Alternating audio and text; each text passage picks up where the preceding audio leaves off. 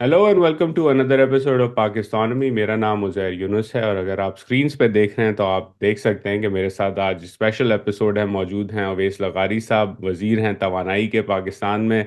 और मैंने उनको दावत दी, काफ़ी टाइम से कोशिश कर रही थी कि पावर सेक्टर पे बात हो, लेकिन कल की जो अनाउंसमेंट आई ईवी चार्जिंग और टैरिफ्स के ऊपर, इलेक्ट्रिसिटी पे जो नई पॉलिसी आई है, तो it was a good excuse के वजीर साहब को दावत दी जाए एक बार फिर। तो उन्होंने टाइम निकाला। सर, वेलकम टू पाकिस्तान में और बहुत बहुत शुक्रिया आपने टाइम निकाला।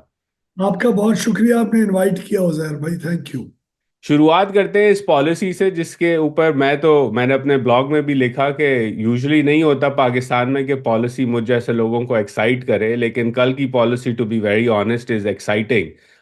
बड़ी बड़ी बात उसके अंदर यह है कि हुकूमत ने अनाउंस किया है कि 71 रुपए से कम करके पावर टैरिफ जो है वो तकरीबन 40 रुपए कर दिया गया है। 44% की कमी इलेक्ट्रिक व्हीकल्स की चार्जिंग के लिए। और ये एक मेरे नज़दीक एक मूव है कि पाकिस्तान में इलेक्ट्रिक व्हीकल रेवोल्यूशन आए। तो पहले तो आपको मुबारक हो इस पॉलिसी अनाउंसमेंट पे, बट एक्सप्लेन करें कि क्यों और कैसे हुकूमत ने ये फैसला किया और आप क्या एक्सपेक्ट करते हैं आने वाले महीनों में इसका इम्पैक्ट क्या होगा। सर, एक तो ईवी की जो व्हीकल्स की ट्रांजिशन है इस वक्त के मोटर बाइक्स या गाड़ियों या जिसकी भी, वो तब तक नहीं हो सकती जब तक कंज्यूमर मुकम्मल तौर पे कॉन्फिडेंट ना हो कि उसको चार्ज करने की जगह कहीं भी अवेलेबल होगी, जिस तरह आजकल पेट्रोल और डीजल की अवेलेबिलिटी होती है। बदकिस्मती से पाकिस्तान में चार्जिंग स्टेशंस और जो हमारे छोटे छोटे मोहल्लों के अंदर, खोखों के अंदर बैटरी स्वैपेबल स्टेशंस, जहां आप एक फ्रेम 12 बैटरियों का रख के उसको चार्ज कर सके, मोटरसाइकिल वाला आए, अपनी बैटरी आपको दे, आपकी बैटरी लगाए और आगे फिर चल पड़े। इस किस्म की चार्जिंग स्टेशंस पाकिस्तान में लग ही नहीं रहे थे। आजकल लोगों को यही कंप्लेंट है, चार्जिंग स्टेशन नहीं है।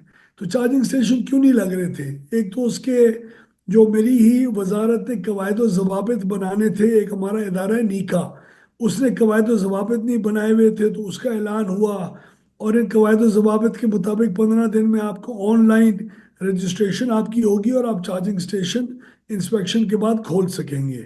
दूसरा, जो रेट्स थे बिजली के, वो इस चीज़ की कदगन लगा रहे थे। एक तो डिस्ट्रीब्यूशन कंपनीज आपको 71 रुपए का यूनिट दे रही थी चार्जिंग स्टेशन को, और फिर उसके ऊपर एक कदगन लगाई हुई थी इन्वेस्टर के ऊपर कि आप 24 रुपए से ज़्यादा नहीं कमा सकते।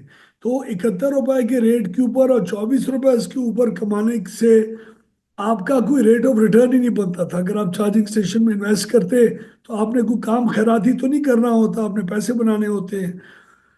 तो पैसे बनाने की गुंजाइश ही इसमें नहीं थी। तो हमने एक तो 71 को 40 में लेके आए हैं और ऊपर वाली कैप को हटा दिया है, ताकि मार्केट कंपटीशन के जरिए खुद इस चीज़ को डिटरमिन करे कि किस रेट पे सार्फिन को बिजली मिलेगी। तो हम समझते हैं कि एक तो चार्जिंग स्टेशन का बिजनेस अब इतना वायबल हो गया है कल की अनाउंसमेंट के बाद, कि आप इसको अपने तकरीबन 3 से 4 से 5 साल में आप अपने पैसे पूरे कर सकते हैं। तो एक तो इन्वेस्टर अट्रैक्ट होगा, और फिर अब मोटरसाइकिल और थ्री व्हीलर और छोटी गाड़ी का अगर कोई शख्स आज अपनी इस गाड़ी को बेच के एक नई ईवी की गाड़ी ले या मोटर बाइक ले, तो वो तकरीबन 2.5 से 4.5 सालों के बीच में मुख्तलिफ कैटेगरीज का अपनी इस ट्रांजिशन को के फ्यूल सेविंग से उसको पूरा कर सकेगा। तो इसलिए ये बहुत ज़रूरी था, और अल्हम्दुलिल्लाह ये आने के बाद हम उम्मीद रखते हैं कि लोग अपनी सेविंग करने के लिए और इन्वेस्टमेंट्स करने के लिए उनके लिए अब माहौल पैदा हो गया है, ताकि वो कर सके। और हमारा काम माहौल पैदा करना है, हमारा काम कारोबार को इस हद तक आगे लेके जाना है कि हम माहौल पैदा करें, और हम समझते हैं हमने कर लिया है पैदा। तो लगारी साहब, इसके अंदर एक बात तो ऑब्वियसली दो चीज़ें आती है लोगों के दिमाग में। पहला तो ये कि ऑब्वियसली पाकिस्तान में जो इनिशियल वेव आई ईवीज की पिछले 5-6 साल में, वो ऑब्वियसली उन लोगों की थी जिनके पास पैसा है, जो अमीर हैं, बड़ी गाड़ी ई ट्रॉन खरीद सकते हैं वगैरह वगैरह। तो इस पॉलिसी से मुझे तो लगता है कि ऑब्वियसली जैसे आपने कहा, टू व्हीलर थ्री व्हीलर का इंसेंटिव आ गया, विच इज़ गुड। सवाल लोगों के जिनसे मैंने बात की पॉलिसी अनाउंसमेंट के बाद, वो ये था कि भाई पाकिस्तान में लोग जुगाड़ बहुत करते हैं, चोरी हो जाती है, तो ये जो आप टैरिफ दे रहे हैं सस्ता, इससे ऐसा ना हो कि मीटर इलेक्ट्रिक चार्जिंग का लगाओ और काम जो है वो दूसरा कर रहा हो। तो उस पे आपकी वजारत ने क्या थिंकिंग की है कि कैसे चेक एंड बैलेंस होगा कि ये जो टैरिफ है वो ईवीज की तरफ ही जाए? अच्छा सर, इसमें तो एक तो ये है कि लोग अपने घरों में भी चार्ज कर सकेंगे, और घरों में बिजली का रेट इस 71 रुपए से भी ज़्यादा कम होता है। ये तो जो पार्किंग लॉट्स में लोग करेंगे, सारा दिन मोटरसाइकिल्स पार्क्ड होती हैं कोर्ट्स के बाहर, कचहरियों के बाहर, पार्किंग जो लॉट्स हैं उसके अंदर गाड़ियां पार्क होती हैं ऑफिस के वक्त। एक तो ये इंफ्रास्ट्रक्चर वहां तक पहुंचेगा। जो जुगाड़ लगा के लोग कुछ और काम इसी रेटों के ऊपर करेंगे तो मेरे ख्याल में उनको ये एक्सपेंसिव भी पड़ेगा।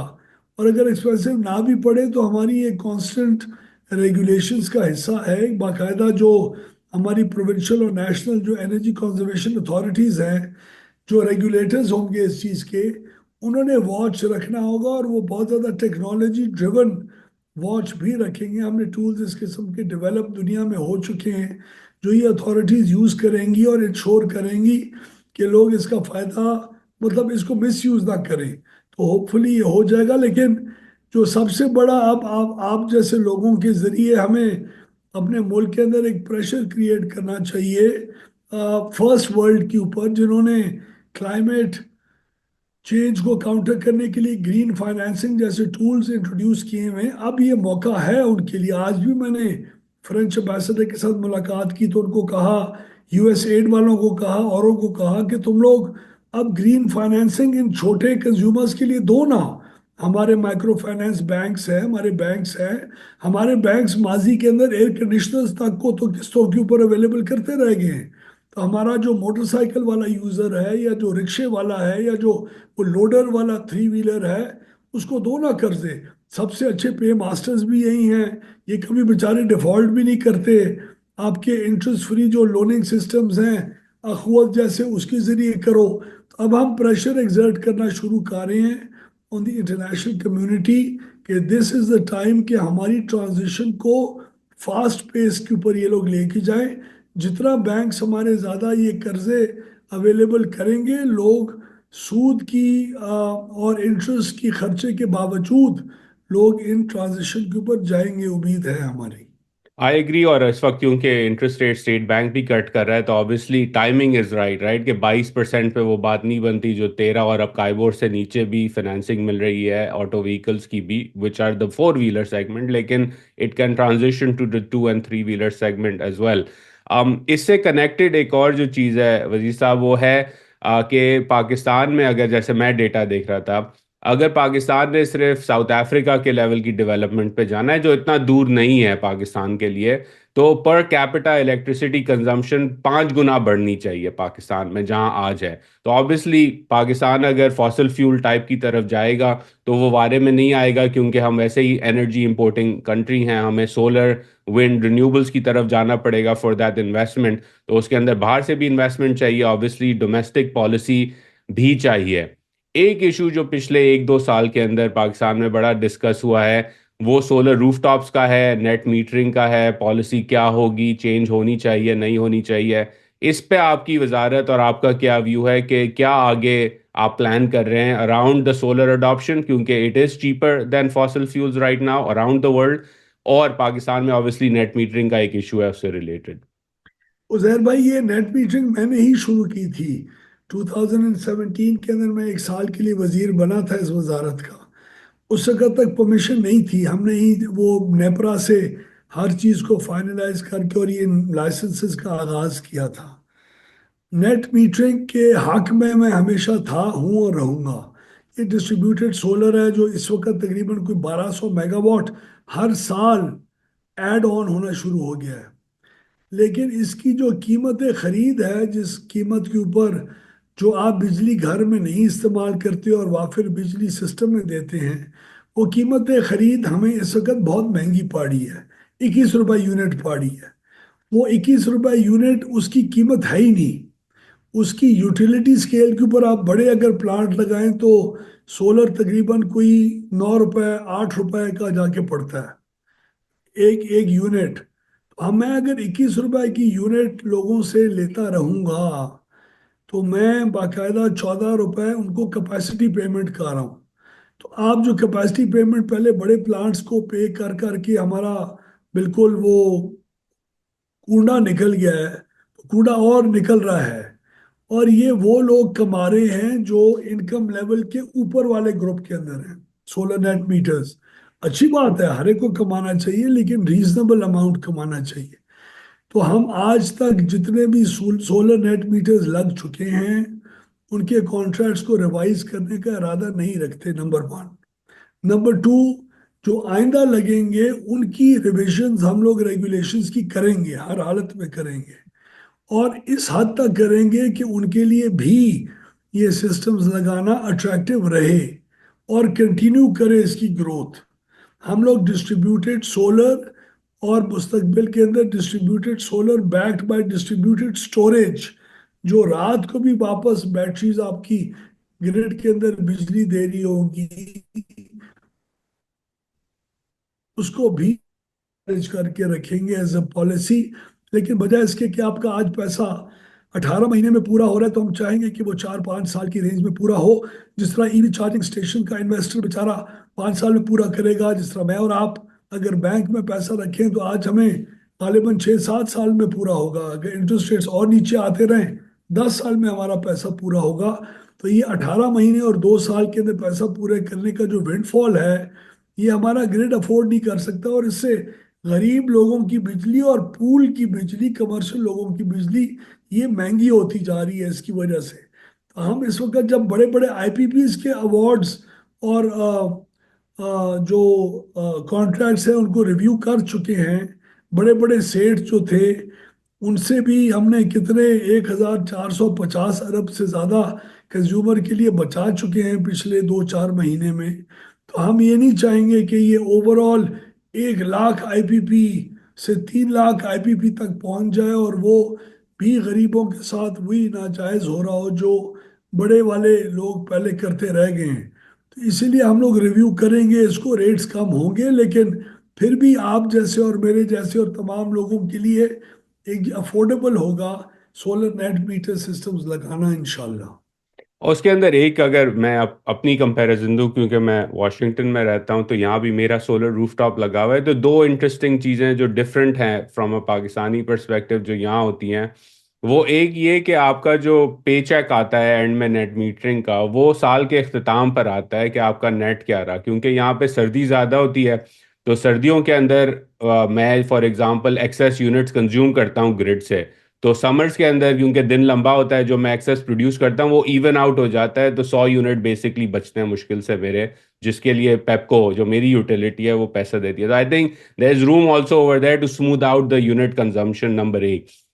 नंबर दो, आई वुड से कि क्योंकि अब ये ऑब्वियसली अपर इनकम स्ट्राटा के लोग हैं जिन्होंने एक्सेस सोलर लगाया हुआ है, अगर हम पाकिस्तान में रैशनलाइज करना शुरू कर दें नेचुरल गैस की प्राइस, ताकि वाटर हीटर और बाकी चीज़ें, चूल्हे वगैरह, वो स्विच हों इलेक्ट्रिक पे, तो उनकी जो एक्सेस कैपेसिटी है वो भी कम हो जाएगी and they will electrify, which is also good, क्योंकि पाकिस्तान में नेचुरल गैस का भी एक मसला है। तो I would say those two are also creative type solutions which your ministry very should valid consider. Points, very valid point sir, I appreciate that. इस साल हमने अभी दिसंबर के शुरू में आईएमएफ की इजाज़त से सरप्लस पावर को 26 रुपए यूनिट पे देना जी। शुरू किया, जो बहुत कम था। और उससे हमारी डिमांड इंक्रीज हुई है। लोग गैस, क्योंकि गैस की कीमत आपकी ऊपर पाकिस्तान के अंदर ही जाती जा रही है, और घरों के लिए और वाटर एंड स्पेस हीटिंग के लिए गैस को इस्तेमाल करना is the most inefficient way to do it. तो हम लोग इलेक्ट्रिक हीटिंग के ऊपर अब लोग आहिस्ता आहिस्ता शिफ्ट होंगे।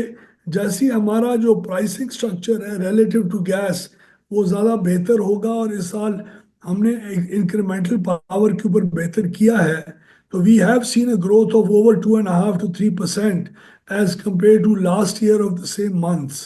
तो और इंडस्ट्री की भी 5.5% ग्रोथ इस महीने में पिछले में हमें मिली है because of this incremental package. तो we doing everything trying to harvest. हम कोई फालतू बिजली, ये हमारा अब एक प्रॉपर एक अहद है अपने आप से कि हम कोई फालतू बिजली सिर्फ इसलिए कि उसकी पूरी कैपेसिटी की पेमेंट कोई नहीं दे सकता, तो हम उसको अपनी अलमारियों में बंद करके नहीं रखने वाले। तो मैं अब सरप्लस पावर का ऑक्शन भी करने जा रहा हूँ। हम इसकी सरप्लस पावर को अगले 3 साल के लिए लोगों को कमिट भी करने जा रहे हैं, एक ट्रांसपेरेंट प्रोसेस के जरिए, ताकि वो एनर्जी प्राइस के ऊपर चाहे 2 रुपए दें, 4 रुपए दें, मुझे कुछ तो मिलेगा ना। और इकोनॉमी को भी कुछ बहुत सारा मिलेगा और ग्रोथ आएगी।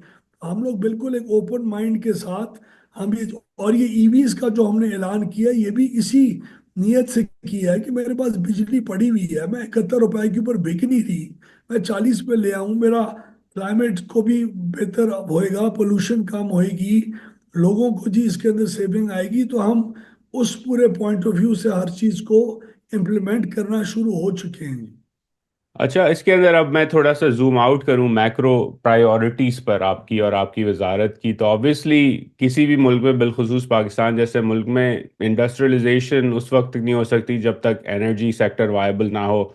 और पाकिस्तान का energy sector, as you know better than I do, viability का बड़ा मसला है, सर्कुलर डेट है, ट्रांसमिशन लॉसेज हैं, एट्सेट्रा एट्सेट्रा। ये मसला 40-50 साल पुराना है, तो मैं आपसे या कोई भी आपसे एक्सपेक्ट नहीं करता कि आप 2025 में सारे मसाइल हल कर देंगे। Even Superman wouldn't be able to do it. But क्या प्रायोरिटीज हैं, अब हम जनवरी 2025 में हैं, जो आप अकॉम्प्लिश करना चाहते हैं through the end of this year, जहां आप कह सकें कि हमारे जो टारगेट्स हैं नियर टर्म के, वो प्रायोरिटीज जरा समझाएं कि क्या है। सर एक तो हमने मजीद महंगी बिजली खरीदनी खत्म करनी है। आज तक पाकिस्तान के अंदर कंपेटिटिव रेट्स के ऊपर बिजली नहीं खरीदी गई आज तक। इस वक्त हम 17,000 मेगावाट जो कमिट कर चुके हुए थे मजीद खरीदना, उनमें से 10,000 को मैं ट्रैश कर चुका हूँ। मैं एक ऐसा प्लान हम लोग इम्प्लीमेंट करना शुरू हो गए हैं जिसके तहत अब गवर्नमेंट आइंदा बिजली कभी नहीं खरीदेगी आगे बेचने के लिए। कंपेटिटिव मार्केट्स अनाउंस हो चुकी हैं, मार्च अप्रैल के अंदर ऑपरेशनलाइज हो जाएंगी, और इसी साल के अंदर मजीद बिजली खरीदना हुकूमत की तरफ से बंद। भाषा डैम जैसे बड़े प्रोजेक्ट पानी की स्टोरेज के लिए ज़रूर रखेंगे हम और उनके ऊपर काम करते रहेंगे। बिजली पैदा करेंगे अगर वो सिर्फ उस शर्त पे कि अगर वो सस्ते तरीन बिजली इंडक्ट करके देंगे, अगर नहीं देंगे तो खुदा हाफिज, कोई सीन नहीं है उनके ऊपर काम करने का। तो हम लोग कंपेटिटिव मार्केट्स, ये बहुत बड़ा स्टेप होगा। इंडस्ट्री को व्हील करना, पावर को इजाज़त देना कि वो कहीं बिजली बनाएं, सिर्फ हमारी वायर्स को एज अ रेंट यूज़ करें, उनका खर्चा दें और किसी भी जगह पे ऑफ टेक करें। ये हमारे मुस्तकबिल का बहुत बड़ा एक एक एक एक ख्वाब है, जो इसी साल हम इंशाल्लाह शर्मिंदा ताबीर अल्लाह की मेहरबानी और आपकी ऑडियंस की दुआओं के साथ ज़रूर करेंगे। तीसरा जो बहुत बड़ा स्टेप है वो हमारी डिस्ट्रीब्यूशन की कंपनीज के ऊपर जो बादशाहत है उसको अपने हाथ से फेंकना और अपना इख्तियार ख़त्म करना और मार्केट को खुद ऑपरेट करने देना एफिशिएंटली। तो वो ये चीज़ें हमने, रेगुलेटर को दुरुस्त करना, जो आपकी बिजली इस वक्त इस्तेमाल हो रही है और जो नहीं हो रही कैपेसिटी, उसको इंडस्ट्री के जरिए इस्तेमाल करवाना, एनर्जी कंस्ट्रक्शन के कंजर्वेशन के जो बिल्डिंग कोड्स हैं उनको पाकिस्तान के अंदर इम्प्लीमेंट करवाना, ताकि मेरी जो अनहेल्दी 29,000 की पीक है इसको मैं पीक को नीचे लाऊं और फ्लैट जो मेरी डिमांड है पूरे साल की 11,000, उसको इंडस्ट्रियल लोड की वजह से ऊपर लेके जाऊं। तो ये हमारे मेजर 4-5 की एरियाज हैं, और तो बहुत सारा काम और भी हो रहा है, लेकिन ये 4-5 एरियाज हैं जिसके ज़रिए हम लोग इंशाल्लाह कोशिश करेंगे इस सेक्टर की हमेशा के लिए, जिस तरह मैंने अल्लाह की मेहरबानी से 2003-4 में टेली कम्युनिकेशन पॉलिसी हम लेके आए थे और अब मार्केट उसको खुद ड्राइव करती है। Pakistan is the cheapest in terms of gigabyte का जो बैंडविड्थ अवेलेबिलिटी है। आज पाकिस्तान पूरी दुनिया में, आज हम कंपैरिजन देख रहे थे इंडिया यूएस हर एक से, रिलायबिलिटी के इशू ज़रूर हमारे हैं, लेकिन सस्ती तरीन इंटरनेट भी है। Let the market forces in the future drive the demand and the supply of electricity, ताकि ना हम किसी के ऊपर मेहरबानी करें, ना हमसे कोई एक्सपेक्ट करे, और मार्केट फोर्सेस खुद इस चीज़ को ड्राइव करें। बड़ा रेयर होता है लगारी साहब के पाकिस्तान का कोई वजीर मार्केट फोर्सेस के बारे में इतनी ओपनली बात करे, which is where I would like to conclude this conversation. Uniform pricing का एक मसला, आपने कंपैरेटिव प्राइसिंग की खुद भी बात की। मैं एग्जांपल जो इस पॉडकास्ट पे बार बार जब भी एनर्जी सेक्टर की होती है वो ये देता हूँ कि थर में अगर कोयले से बिजली 4 साढ़े 4 सेंट पर किलोवाट आवर पे बन रही है, तो थर के पड़ोस में वो 6 या 7 सेंट पे नहीं मिलती, क्योंकि पाकिस्तान में यूनिफॉर्म प्राइसिंग स्ट्रक्चर है। और वो हर तरह की डिस्टोर्शंस क्रिएट करता है across the energy supply chain, जिसकी वजह से इंडस्ट्रियलाइजेशन की डिस्टोर्शंस होती हैं, जिसकी वजह से फिर और इन्वेस्टमेंट के इश्यूज मुल्क में आते हैं। ये एक बड़ा ट्रिकी और टची सब्जेक्ट है पाकिस्तान में कंपैरेटिव प्राइसिंग का, क्योंकि obviously there will be a lot of losers अगर आप कंपैरेटिव प्राइसिंग की तरफ जाते हैं। पॉलिटिकली आप किस तरह इस मामले को डील करने का सोच रहे हैं? क्योंकि मुझे तो एटलीस्ट एज एन आउटसाइडर ये ऑब्वियसली नजर आता है कि comparative pricing is good, as you also agree, लेकिन उसका पॉलिटिकल इम्पैक्ट और उसका जो रेंट सीकिंग लॉबीज का जो इम्पैक्ट है वो बड़ा जबरदस्त होगा। तो क्या आपने सोचा है इस पे? वजीर आजम साहब का भी क्या व्यू है इस पे? देखिए जी, एक फीलिंग है जो बढ़ी है रोजाना, कि किसी इलाके की बेहतर गवर्नेंस, किसी इलाके के बेहतर पे मास्टर्स हैबिचुअली और कल्चरली होना, क्या वो इस बात की, ये बात क्यों है कि वो उनके ऊपर बाकी इलाकों की इनएफिशिएंसीज का बोझ आ रहा है। तो हम पॉलिटिकली जहां कई लोग जो लूज आउट करेंगे इनिशियली, उनकी उनके वो नखरे या उनकी पॉलिटिकल एक उसकी वजह से क्या हम कभी ये स्टेप ना उठाएं। मेरे ख्याल में अब वक्त आ चुका है, और हम इंटरनली काम कर रहे हैं इसके ऊपर, खास तौर पे जब डिस्ट्रीब्यूशन कंपनीज प्राइवेटाइज होने जा रही हैं, कि ये एक ही रेट पूरे मुल्क में रखना ये नाजायज होगा। मेरे अंदाजे के मुताबिक 2-3 साल का ट्रांजिशन पीरियड जरूर रखें, लेकिन ऐलान होना चाहिए कि अब तुम्हारे पास 2-3 साल finance ministry tariff differential subsidy दे के हर एक को एक ग्रेड पर रखेगी, लेकिन तुम अपने आप को बेहतर करो। और ये सिर्फ जनरेशन की वजह से कमी नहीं आएगी। आज जो फर्क है रेट का, और होना चाहिए जो फर्क और नहीं है, वो सिर्फ उसके अंदर स्पेस है आपकी डिस्ट्रीब्यूशन कंपनी की परफॉर्मेंस की। आप क्योंकि एक ही पूल से खरीदते हैं, लेकिन ये पूल की जब सप्लाई खत्म हो जाएगी और सरप्लस पावर खत्म हो जाएगी, उसके बाद तो फिर हर डिस्ट्रीब्यूशन कंपनी अपना फैसला कर सकती है। तो वो ना सिर्फ अपनी एफिशिएंसी ऑफ ऑपरेशन के जरिए रेट नीचे करेगी और लोगों की डिमांड को इंक्रीज करेगी रेट नीचे लेके, और अपना मुनाफा बढ़ाएगी, बल्कि वो नई जनरेशन भी सस्ती खरीद के और इसके ऊपर आएगी। तो हाँ, मैं आपसे एग्री करता हूँ, uniform tariff in the future is not the way. हम उसकी जो क्रैश लैंडिंग है, क्योंकि अगर आज मैंने हटाया यूनिफॉर्म टैरिफ, तो पंजाब की डिस्कोस के अंदर कीमत और बदकिस्मती से सुबाइयत के इश्यूज ना खड़े हो जाएं, तो पंजाब की डिस्कोस के रेट शायद 10-15 रुपए कम हो जाएं और बाकियों के 15-20 रुपए बढ़ जाएं। तो इतनी बड़ी क्रैश लैंडिंग के बजाय हमें सोची समझी प्रोविंसेस के साथ कंसल्ट करके और इस चीज को 2-3 साल के ऊपर फेज आउट करके इम्प्लीमेंट कर देना चाहिए।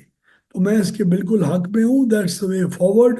और हम उम्मीद रखते हैं कि इन्हीं 5 सालों में पाकिस्तान को ये एनवायरनमेंट भी हमारी जमात और हमारी हुकूमत दे के जाएगी इंशाल्लाह।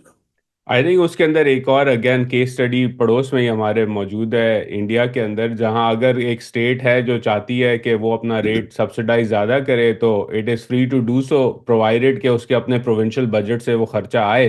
तो आई थिंक जरा ट्रांजिशन का ये भी मेकअप हो सकता है कि अगर आप चाहते हैं कि आप सस्ते रेट्स पे किसी कंज्यूमर को दें और वो आपकी स्टेट की डिस्ट्रीब्यूशन एरिया या है, बट देन तो आजकल ये आपने। बहाना होता है कि जी वफाक संभाल रही है कंपनी, हाँ।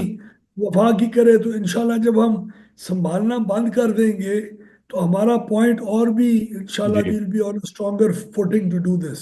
आई एग्री। इनफैक्ट पाकिस्तान में डेवोल्यूशन की जो बात होती है, आई थिंक वो वहां अटक गई है कि सूबे कहते हैं कि जी हमें आप खर्चा खुद करने दें, डेवोल्यूशन वहां तक कर दें, लेकिन जो रेवेन्यू साइड है, जो एफिशिएंसी साइड है, वो वफाक मैनेज करे। तो I think that also has to change, so I wish you luck thank you on so that much front as well. And I appreciate, thank you so much for the invitation. Yeah, thank you for your time. खुदा इट्स हाफिज। Very nice talking to you. अस्सलाम वालेकुम।